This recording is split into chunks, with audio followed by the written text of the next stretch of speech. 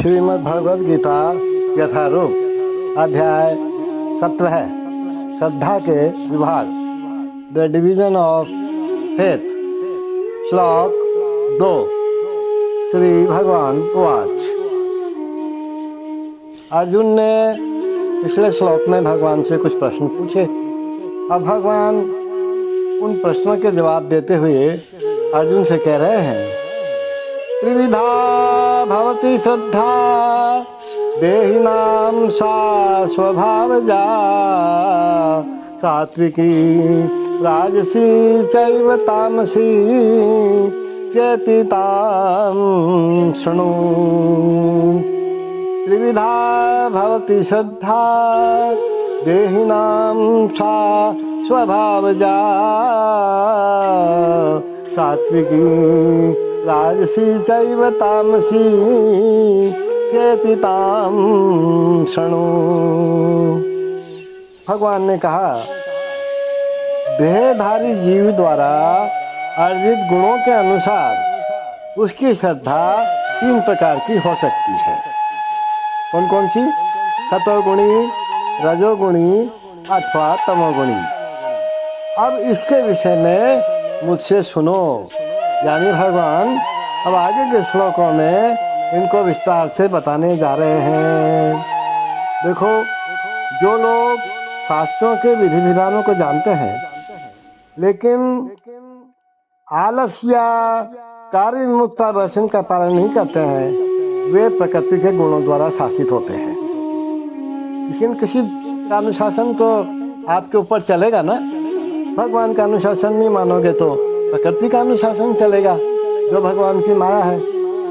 तो वे अपने सतोगुणी, रजोगुणी या तमोगुणी पूर्व कर्मों के अनुसार एक विशेष प्रकार का स्वभाव प्राप्त करते हैं। विभिन्न गुणों के साथ जीव की संगति शाश्वत चलती रही है, हमेशा चलती रही है, शुरू से चल रही है। क्योंकि जीव प्रकृति के संसर्ग में रहता है, प्रकृति के साथ रहता है, अतएव प्रकृति के गुणों के अनुसार ही विभिन्न प्रकार के मनोवृत्तियां अर्जित करता है। लेकिन यदि कोई प्रामाणिक गुरु की संगति करता है और उसके द्वारा शास्त्रों के विधि विधान का पालन करता है, तो उसकी ये मनोवृत्ति बदल सकती है। वह क्रमशः अपनी स्थिति तमोगुण से सतोगुण या रजोगुण से सतोगुण में परिवर्तित कर सकता है। कहने का तात्पर्य यह है कि प्रकृति के किसी गुण विशेष में अंधविश्वास करने से ही व्यक्ति सिद्धि प्राप्त नहीं कर सकता। उसे प्रामाणिक गुरु की संगति में रह करे, शुद्ध वैष्णव की संगति में रह करे, बुद्धिपूर्वक बातों पर विचार करना होता है, तभी वह उच्चतर गुण की स्थिति को प्राप्त हो सकता है। The Supreme Personality of Godhead said, according to the modes of nature acquired by the embodied soul, one's faith can be of 3 kinds: in goodness, in passion, or in ignorance. Now hear about this. Those who know the rules and regulations of the scriptures, but out of laziness or indolence give up following the rules and regulations, are governed by the modes of material nature according to their previous activities in the mode of goodness, passion, or ignorance. They acquire a nature which is of a specific quality. The association of the living entity with the different modes of nature has been going on perpetually.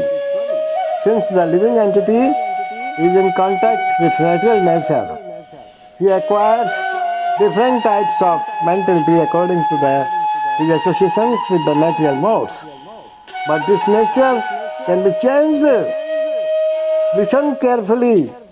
But this nature can be changed if one associates with a bona fide spiritual master and abides by his rules and the scriptures, gradually one can change his position from ignorance to goodness or from passion to goodness.